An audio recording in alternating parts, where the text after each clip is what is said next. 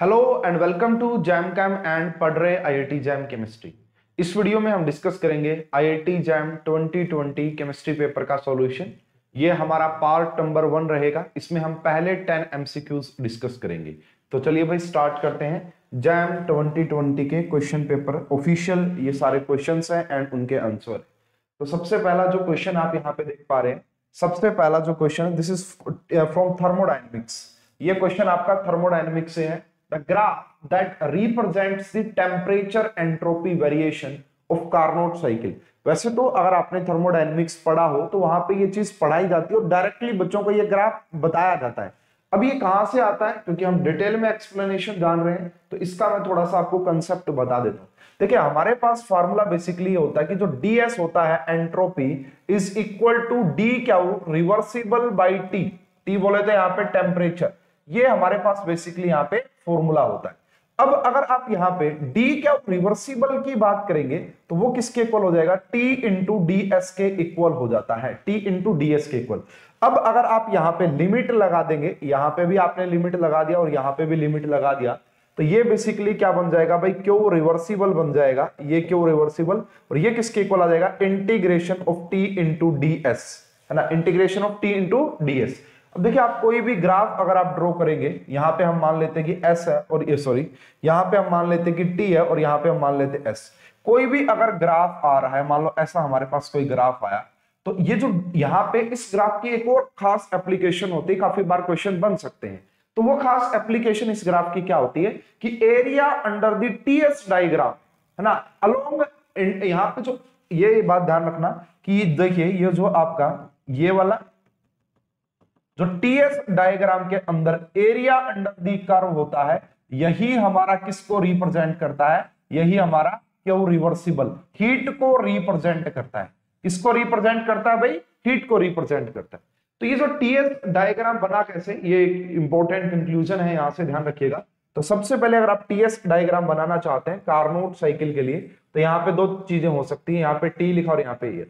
तो सबसे पहले आप यहां पे लिख सकते हैं आइसोथर्मल के लिए, है ना, आइसोथर्मल। तो आप सभी को पता है कि आइसोथर्मल में बेसिकली टेम्परेचर कांस्टेंट रहेगा, है ना, टेम्परेचर कांस्टेंट रहेगा। तो टेम्परेचर कांस्टेंट आप देख सकते हैं यहां से, तो ये आप देख सकते हैं इस प्रकार से। तो ये बेसिकली आपका एक्सपेंशन की कंडीशन हम बोल सकते हैं कि यहाँ पे एक्सपेंशन हो रहा है। तो एक्सपेंशन से एंट्रोपी भी इंक्रीज करेगी एंड वॉल्यूम भी इंक्रीज करती है, ये एक्सपेंशन हो गया, है ना। ये किसके लिए बनाया है हमने टीएस डायग्राम, आइसोथर्मल एक्सपेंशन के लिए, आइसोथर्मल रिवर्सिबल एक्सपेंशन के लिए।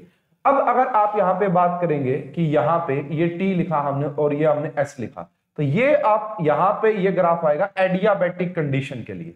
किस कंडीशन के लिए आएगा, एडियाबैटिक कंडीशन के लिए ये ग्राफ आएगा। एडियाबैटिक पे एंट्रोपी आपका 0 हो जाएगी, ठीक है, तो टेम्परेचर बढ़ाते जाएंगे, तो ये आपका एडियाबैटिक कंडीशन के लिए आ गया। तो इसे बोलेंगे हम एडियाबैटिक रिवर्सिबल एक्सपेंशन, ठीक है।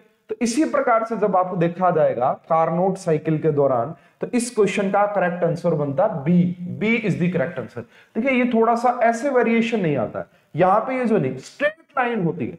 तो ये जो आप देख पा रहे हैं यहाँ पे ये से ये पॉइंट, इसे बोला जाता है isothermal, isothermal reversible expansion, adiabatic reversible expansion. ये आपका कंप्रेशन हो जाएगा आइसोथर्मल का और ये आपका फिर से कंप्रेशन हो जाएगा एडियाबैटिक के लिए, ठीक है। तो यहां पे आप ये बात ध्यान रखिएगा कि B is the correct answer. और कोई भी अगर आपका कार्नोट साइकिल होगा तो उसके लिए इंटरनल एनर्जी तो 0 के इक्वल होती ही है, ठीक है, इंटरनल 0 यहां पे इसके इक्वल हो जाएगी। तो वर्क डन जो हमारा होता है वो आपका क्यू के इक्वल होता है, माइनस क्यू के इक्वल होता है, ठीक है। ये एडिशनल जानकारी है। तो ये ग्राफ आपको डायरेक्टली पढ़ाया जाता है थर्मोडायनेमिक्स से, टीएस डायग्राम इसे बोलते हैं। B is the correct answer.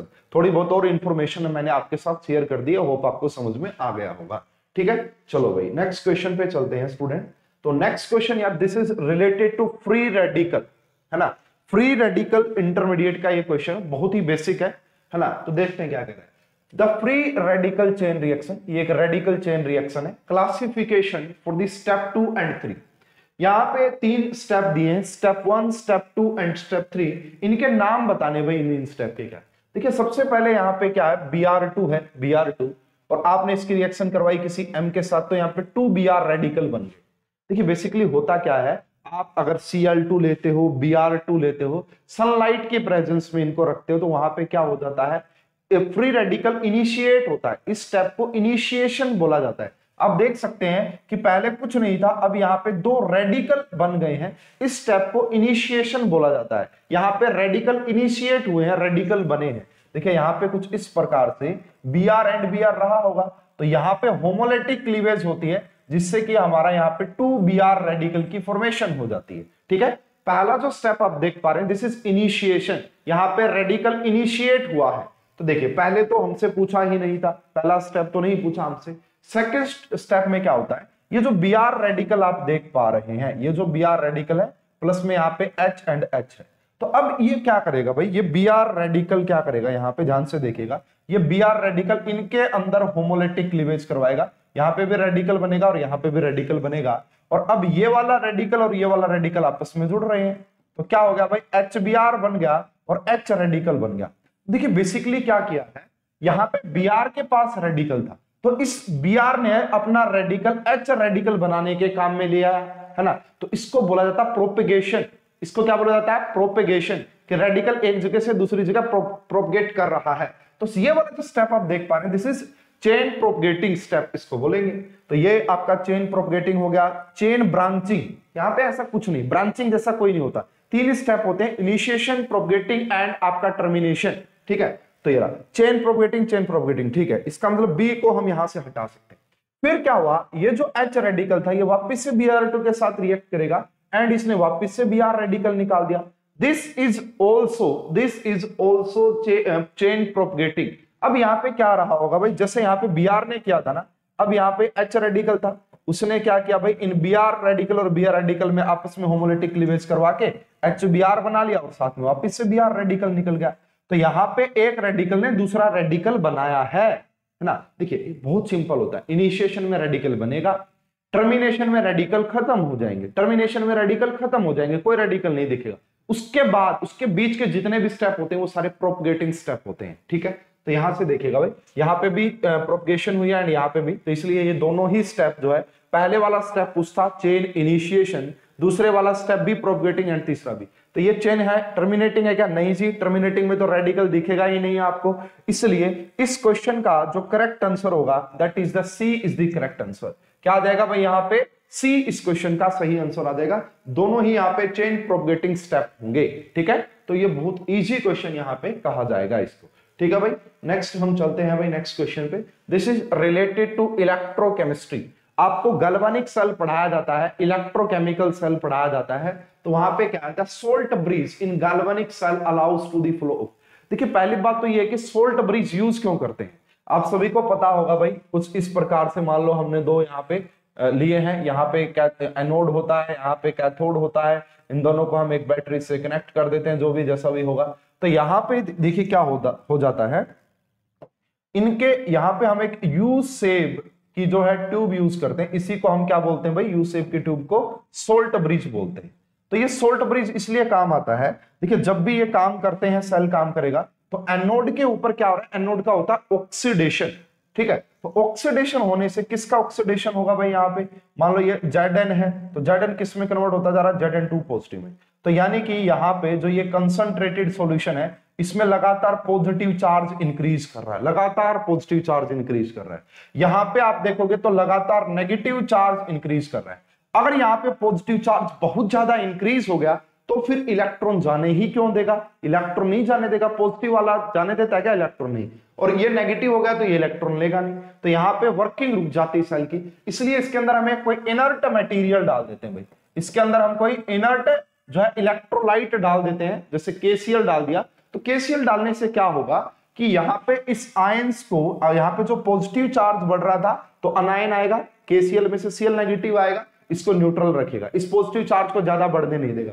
उसके बाद यहाँ पे भाई इसको पूरा मेंटेन करके रखता है, इलेक्ट्रिकल न्यूट्रलिटी को मेंटेन करके रखेगा। ठीक है, वर्किंग में बड़ा इंपॉर्टेंट हो जाता है भाई आपका जो है सोल्ट ब्रिज। तो ये क्या करता है, आयंस की मूवमेंट होती है, इलेक्ट्रॉन वगैरह की कोई मूवमेंट नहीं होती, यहाँ पे आयंस की ही मूवमेंट होती है। जैसे मैंने KCl बोला तो Cl नेगेटिव और K पॉजिटिव, ये दोनों मूवमेंट करेंगे, आयंस की कोई, यहाँ पे इलेक्ट्रॉन की कोई भी मूवमेंट नहीं होगी। Ions but not electron. बिल्कुल सही बात है भाई, यही बात सही है कि यहां पे आयंस की मूवमेंट होती है, इलेक्ट्रॉन की नहीं होती है। A is the correct answer. Both ions and electron नहीं, इलेक्ट्रॉन्स बट नॉट आयंस, ये तो पॉसिबल ही नहीं है, ये दोनों नहीं, ये पॉसिबल ही नहीं है। तो यहाँ पे एक ही करेक्ट आंसर बनता है, that is A is the correct answer, है ना। चलिए नेक्स्ट क्वेश्चन पे चलते हैं student. This is related to natural products, easy question है ना, ट्रिक्स भी है इसके लिए। The nucleobase not found in DNA. अब हमें यह पता भाई, जो डीएनए और आरएनए होता है ना, देखो एक हमारे पास डीएनए होता है और एक हमारे पास आरएनए होता है। तो यहाँ पे 5 न्यूक्लियोबेस पाए जाते हैं, 5 है ना, 5 होते हैं टोटल। तो उनमें से भाई 3 तो कॉमन होते हैं, दोनों में 3 तो कॉमन होते हैं और एक एक अलग होता है। तो वही बात करना कि क्या है। देखिए भाई, इसके लिए जो 3 कॉमन होते हैं उनके लिए ट्रिक है हमारे पास। वैसे तो देखिए आपके डिस्ट्रिक्ट में जो है पोस्ट होती है डीसी, डिस्ट्रिक्ट कमिश्नर, ठीक है, डिस्ट्रिक्ट कमिश्नर। उसके नीचे एक और पोस्ट होती है एडीसी, है ना, असिस्टेंट डिस्ट्रिक्ट कमिश्नर। तो एडीसी की जगह यहाँ पे डी तो नहीं है, जी लगा दो। तो नई पोस्ट बना दी है हमने एजीसी। एजीसी ये जो है ना, ये कॉमन होते हैं भाई, ये डीएनए में भी पाए जाते हैं एंड ये आरएनए के अंदर भी पाए जाते हैं, ठीक है। इसके अलावा कौन कौन से बच गए भाई? देखो अगर आपको नहीं पता कि इसके अलावा 2 कौन से, तो ऑप्शन में दिख रहा है, एक टी नहीं आया और एक यू नहीं आया। देखो अब इसके लिए देखो, डी जो है ना, डी अल्फाबेटिकल ऑर्डर में आर से पहले आता है ना। तो इसके लिए ऐसा बेस रखो जो अल्फाबेटिकल ऑर्डर में पहले आए। तो देखो टी से पहले यू से पहले टी आता है, इसलिए डीएनए के अंदर थाइमीन पाया जाता है ना। ये 3 तो कॉमन हो गए, एजीसी है ना, एजीसी या है ना, तो ये होगा भाई थाइमीन। और आरएनए का जो है अल्फाबेटिकल ऑर्डर बाद में आता, तो यहाँ पे क्या लगाओ, यूरासिल। देखिए ये भाई थोड़ा सा कनेक्शन है, याद रह जाता है, मैंने अक्सर ऐसा देखा है रट्टा मारने के कंपैरिजन में। ये जो कंसेप्ट मैंने बनाया ना, एजीसी एंड अगर डी के लिए पहले वाला लेटर यानी कि टी, आर के लिए बाद वाला लेटर यू, इस कंसेप्ट से आप देखेंगे याद रह जाएगा। तो इस हिसाब से देखिए, nucleobase not found in DNA, DNA के अंदर कौन सा, थाइमीन तो पाया जाता है, ग्वानिन जी कॉमन हो गया, एडेनिन ए कॉमन हो गया, साइटोसिन भी होता। तो इसलिए इस क्वेश्चन का जो करेक्ट आंसर है दैट इज यूरासिल। यूरासिल जो है वो आरएनए के अंदर पाया जाता है और आरएनए के अंदर थाइमीन नहीं पाया जाता। ये तीनों तो कॉमन होते हैं, एजीसी, ठीक है ना, समझ गए मेरी बात को। इनकी स्ट्रक्चर भी है भाई, नेक्स्ट स्लाइड में आप देख सकते हैं। तो ये एडेनिन की स्ट्रक्चर है, ग्वानिन की स्ट्रक्चर है, साइटोसिन की स्ट्रक्चर है, थाइमीन की स्ट्रक्चर है एंड यूरासिल की स्ट्रक्चर है। उसके बाद यहाँ पे नोट बना के काफी इंपॉर्टेंट एक्सप्लेनेशन भी दी गई है कि DNA RNA both contain 3 common bases, AGC है ना, एंड उसके बाद thymine is present in DNA but place of thymine RNA के अंदर यूरासिल प्रेजेंट होता है, ठीक है। इसके ऊपर बनते हैं भाई काफी तरह के क्वेश्चन बनते हैं। होप कि आपको ये समझ में आ गया होगा कि कैसे हम इसको कर रहे थे, ठीक है। चलिए भाई बहुत बढ़िया, अगर आपको ये समझ में आ गया तो चलिए नेक्स्ट क्वेश्चन की बात कर लेते हैं स्टूडेंट। यस, बहुत ही बढ़िया क्वेश्चन, जिस बच्चे की बेसिक बहुत ज्यादा स्ट्रॉन्ग है ना, ऑर्गेनिक केमिस्ट्री के बेसिक यानी कि जीओसी आइसोमेरिज्म जिसका बहुत ज्यादा स्ट्रॉन्ग है, वही इसको अच्छे से कर पाता। देखिए तो अब देखते हैं यहाँ पे the correct statement for the flowing structure. यहाँ पे 1 2 3 स्ट्रक्चर दे रखिए, इनमें करेक्ट रिलेशनशिप बतानी है। देखिए भाई चलो मैंने इसको देखा यहाँ पे, ठीक है, डबल बॉन्ड हो गया, सारी बातें ठीक है। ये दूसरा कह रहा है कि 1 2 3 क्या रेजोनेटिंग स्ट्रक्चर होगी। देखिए भाई रेजोनेंस होता क्या है ना, डीलोकलाइजेशन ऑफ पाई इलेक्ट्रॉन ना। रेजोनेंस के दौरान सिर्फ क्या होता है, पाई इलेक्ट्रॉन की यानी कि जो पी ऑर्बिटल्स होते हैं उनके अंदर कॉन्जुगेशन एक जगह से दूसरे पी ऑर्बिटल्स में चला जाता है, यानी कि इलेक्ट्रॉन की मूवमेंट होती है। एटम्स एक जगह से दूसरी जगह नहीं जाते, ये बात नोट कर लेना।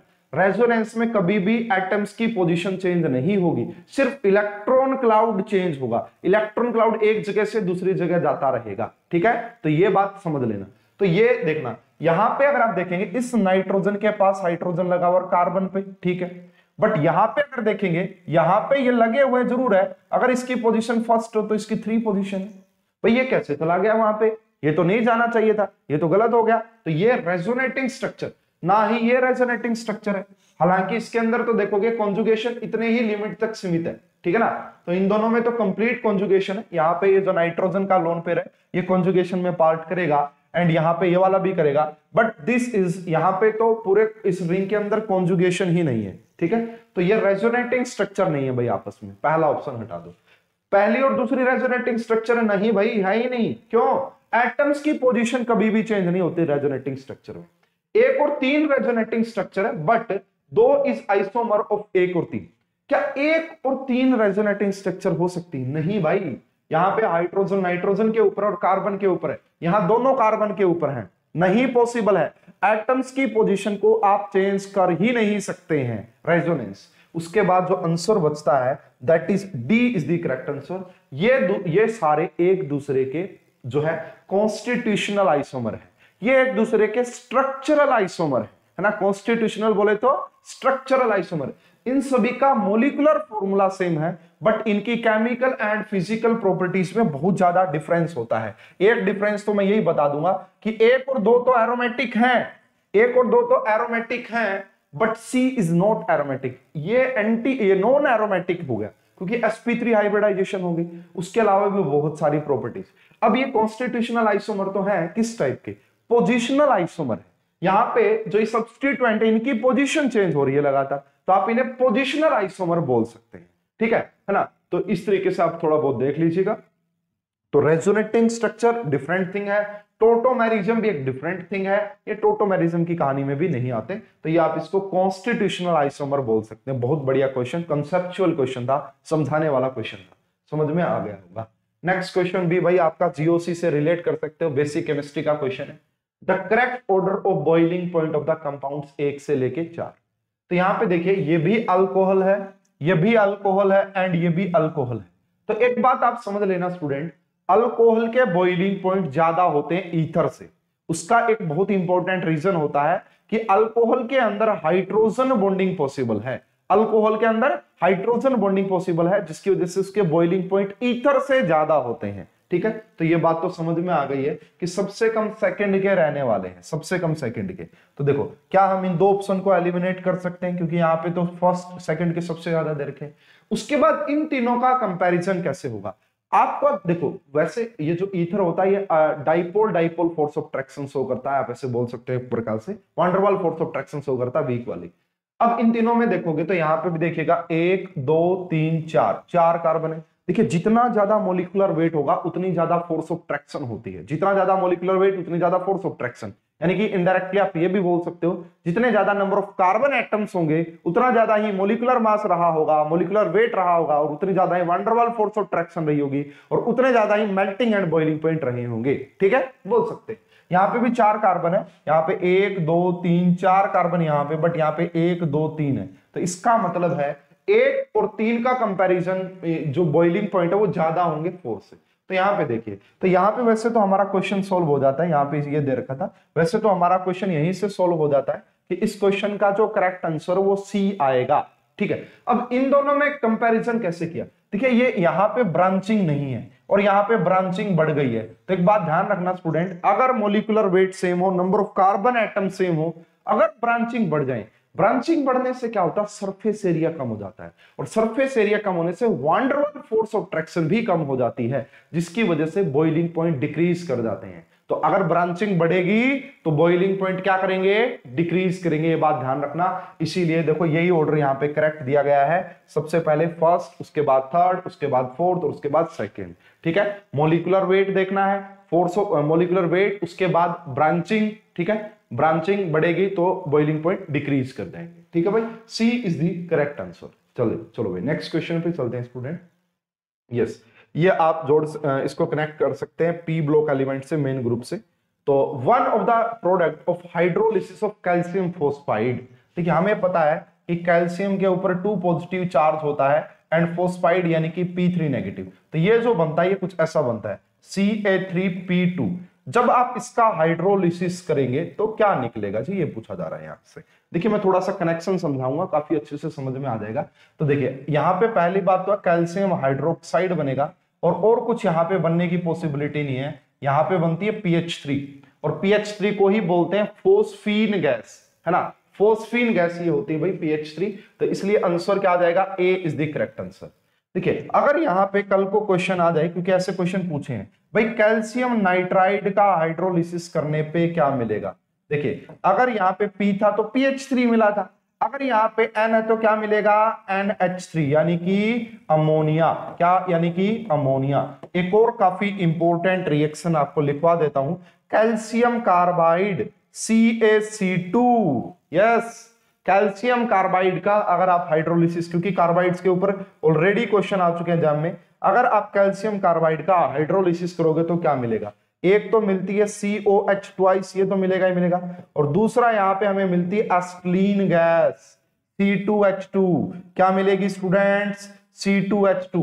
ये जो कैल्शियम कार्बाइड होता है, ये जो कैल्शियम कार्बाइड होता है, ये एक तो पहली बात ये आयोनिक कार्बाइड होता है, और आयोनिक कार्बाइड में भी दिस इज एसिटिलाइड्स, है ना, ये हाइड्रोलिसिस के दौरान एसिटिलीन गैस को रिलीज करता है।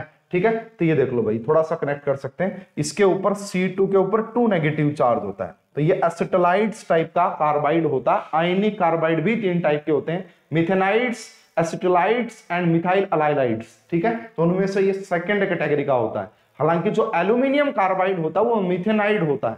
जब आप एल्यूमिनियम कार्बाइड का फॉर्मूला भी देख सकते हैं यहाँ पे, वो होता है भाई आपका Al4 and C3, this is aluminium carbide. Jam 2018 का पहला ही क्वेश्चन था कि जब आप एल्यूमिनियम कार्बाइड का हाइड्रोलिसिस करेंगे तो कौन सी गैस रिलीज होगी, तो वहां पे मीथेन गैस रिलीज होती है। ठीक है, तो स्टूडेंट बहुत ही बढ़िया क्वेश्चन था। Phosphine is the correct answer, और थोड़ा सा सोचने का तरीका मैंने आपको बता दिया भाई, इस तरीके से आप इसको सोच सकते थे। ठीक है, तो A is the correct answer phosphine. Next question पे चलते हैं स्टूडेंट, ये भी मेन ग्रुप एलिमेंट से ही रिलेट रखता है भाई। तो यहाँ पे the treatment of formic acid, तो आपने यहाँ पे ले लेना भाई हमारा फॉर्मिक एसिड। ठीक है, एंट स्टिंग के अंदर पाया जाता है, तो ये हमारा है जी फॉर्मिक एसिड। इसकी रिएक्शन आपने करवानी है H2SO4 के साथ, वो भी कंसंट्रेटेड वाले के साथ। तो यहाँ पे आपको क्या क्या मिलेगा, देखिए कार्बन डाइऑक्साइड और H2, फॉर्मल्डिहाइड या ये मिलेगा। तो देखिए बेसिकली यहाँ पे कार्बन मोनोऑक्साइड मिलती है, एंड प्लस में आपका यहाँ पे वाटर, ये आपका वाटर भी रिलीज होता है। ठीक है, वाटर भी रिलीज होता है। इसको आप थोड़ा बहुत बोल सकते हैं कि लेबोरेटरी में कार्बन मोनोऑक्साइड को बनाने का ये तरीका होता है बेसिकली एक प्रकार से, है ना। ये एक सिंपल रिएक्शन है, आपको ध्यान रखना पड़ेगा।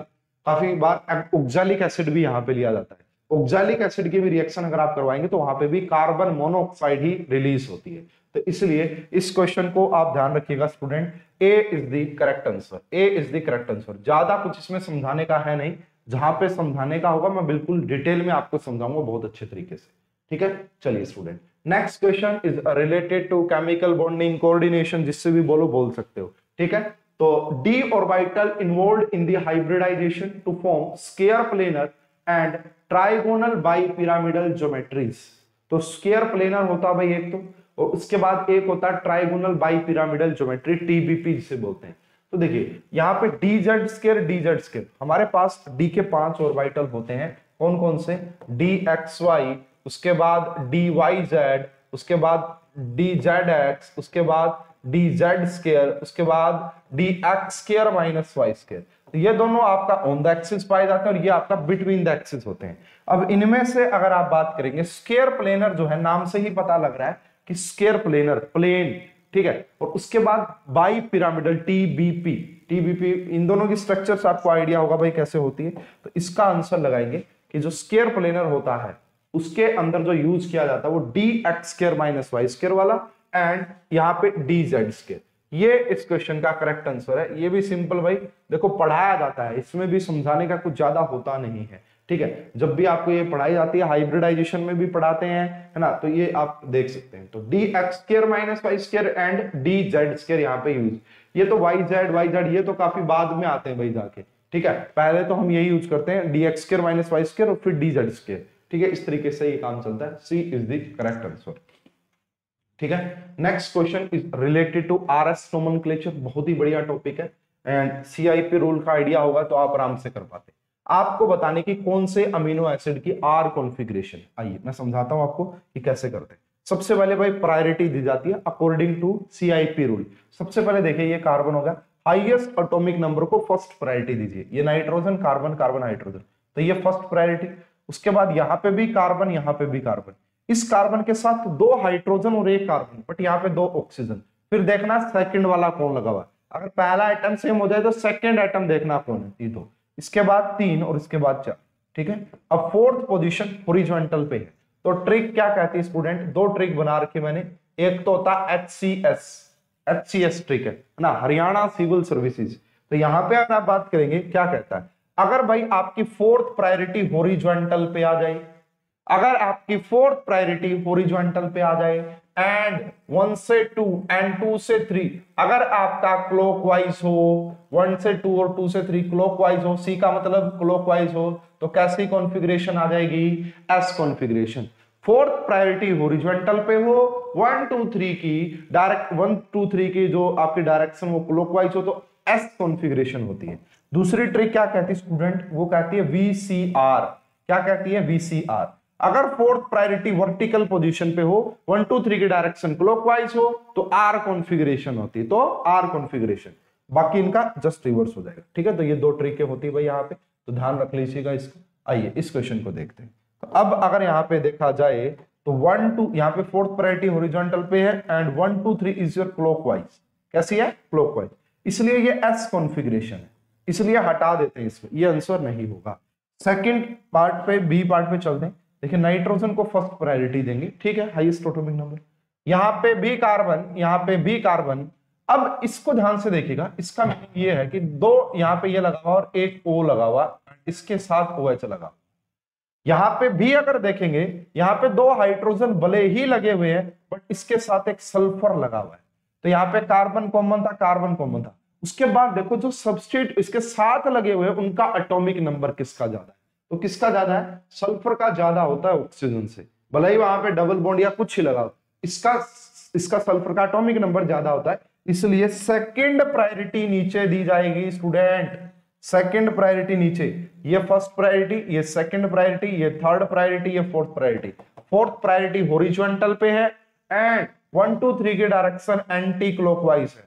अगर क्लॉकवाइज होती, हॉरिजॉन्टल है, क्लॉकवाइज होती तो एस कॉन्फ़िगरेशन थी, बट यहाँ पे एंटी क्लॉकवाइज है तो इसके मतलब आर कॉन्फ़िगरेशन होगी और हमारा इस क्वेश्चन का करेक्ट आंसर बी आ जाएगा। हमारा इस क्वेश्चन का करेक्ट आंसर बी आ जाएगा। अगर आप ये भी एक्सप्लेनेशन देखना चाहते हैं स्टूडेंट, आइए देख लेते हैं फटाफट से कि इनकी और एक्सप्लेनेशन कैसे आएगी सी ऑप्शन की। अगर हम चले सबसे पहले फर्स्ट प्रायोरिटी, यहाँ पे सेकंड। अब कहोगे सेकंड क्यों दी ऊपर? भाई ऑक्सीजन है यहाँ पे तो कार्बन, ये पीएच का मतलब कार्बन ही है, तो सेकंड प्रायोरिटी ऊपर ही जाएगी। उसके बाद थर्ड एंड उसके बाद फोर्थ, तो वही है फोर्थ प्रायोरिटी हॉरिजॉन्टल पे 1 2 3 डायरेक्शन क्लॉकवाइज एस कॉन्फ़िगरेशन। अगर आप इस ऑप्शन पे जाएंगे स्टूडेंट, इस ऑप्शन पे, अब देखना भाई थोड़ा सा डिफरेंस।